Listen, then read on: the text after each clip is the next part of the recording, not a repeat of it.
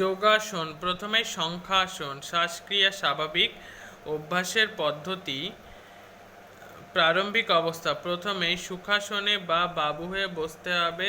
এরপর ডান পায়ের সন্ধিস্থল দুহাত দিয়ে মাথার ওপর ধরে, এখানে ছবিতে দেখা যাচ্ছে,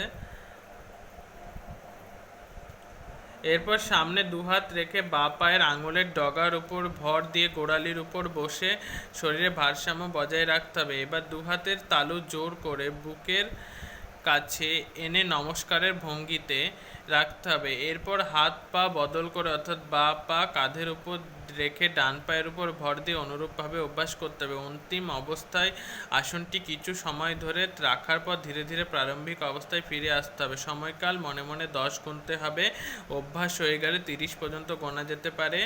ডান পা বাঁ পা মিলিয়ে 1 সেট থেকে 2 সেট অভ্যাস শরীরে ভারসাম্য বজায় রাখতে ঠিক করে, মনের একাগ্রতা বৃদ্ধি করে, পায়ের পেশি স্থিতিস্থাপকতা বজায় রাখে, পেটে চর্বি জমতে দেয় না, পায়ের পেশি মজবুত করে, হাতের পেশি শিথিলতা দূর করে। সতর্কতা, যাদের সন্ধিস্থলে উগ্র ব্যথা, পায়ের পেশি নমনীয় এবং স্থিতিস্থাপকতা কম, হাঁটু ও গোড়ালির সন্ধিতে ব্যথা, পিঠের পেশি ও মেরুদণ্ডের ব্যথা, তাদের এই আসন না করাই শ্রেয়। প্রয়োজনে যোগ চিকিৎসক বা বিশেষজ্ঞদের পরামর্শ নেওয়া উচিত।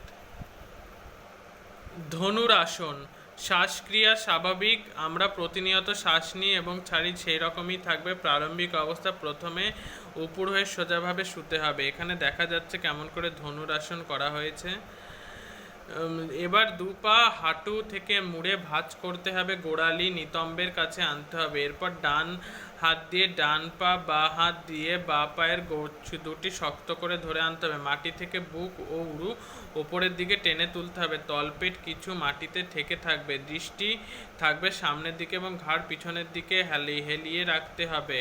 অন্তিম অবস্থা কিছু সময় ধরে রাখার পরে ধীরে ধীরে প্রারম্ভিক অবস্থায় ফিরে আসতে হবে।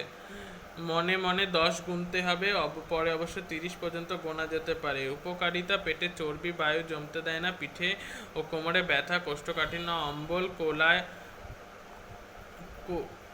কোলাইটিস, হাঁপানি রোগে উপকারী। বুকের খাঁচা গঠনের ত্রুটি দূর করতে সাহায্য করে। উচ্চ রক্তচাপ, কোমর, হাঁটু, কাঁধের সন্ধিস্থলে ব্যথা, পেশির দুর্বলতার ক্ষেত্রে যোগ চিকিৎসকদের পরামর্শ নিতে হবে। বক্রাসন। শ্বাসক্রিয়া, এই আসনের সময় শ্বাসক্রিয়া স্বাভাবিক রাখতে হবে। অভ্যাসের পদ্ধতি, প্রথমে মাটিতে দুপা ছড়িয়ে বসতে হবে। এরপর পা দুটো হাঁটু থেকে মুড়ে ভাঁজ করে বুকের কাছে আনতে হবে, গোড়ালি দুটো উড়ুমুলের সঙ্গে ঠেকিয়ে রাখতে হবে। এরপর হাঁটু দুটো একটু ফাঁক করে সামনে ঝুঁকতে হবে, দু হাত পায়ের পাতার দুপাশে রাখতে হবে। এবার দুটো হাঁটু দু বগলের পাশে রেখে হাতের উপর ভর দিয়ে সমস্ত শরীরটাকে মাটি থেকে শূন্যে তুলতে হবে। অন্তিম অবস্থা কিছুক্ষণ ধরে রাখার পর ধীরে ধীরে প্রারম্ভিক অবস্থায় ফিরে আসতে হবে। সময়কাল, আসনটি করার সময় মনে মনে 10 গুনতে হবে, পরে ক্রমশ 30 পর্যন্ত গোনা যেতে পারে। উপকারিতা, এই আসনটি পেটের মাংসপেশির দুর্বলতা দূর করে, পেটে চর্বি জমতে দেয় না, হাত কাঁপা দূর করে, কাঁধের বাত, পেশির বাত ইত্যাদির বিরুদ্ধে প্রতিরোধ শক্তি গড়ে তোলে।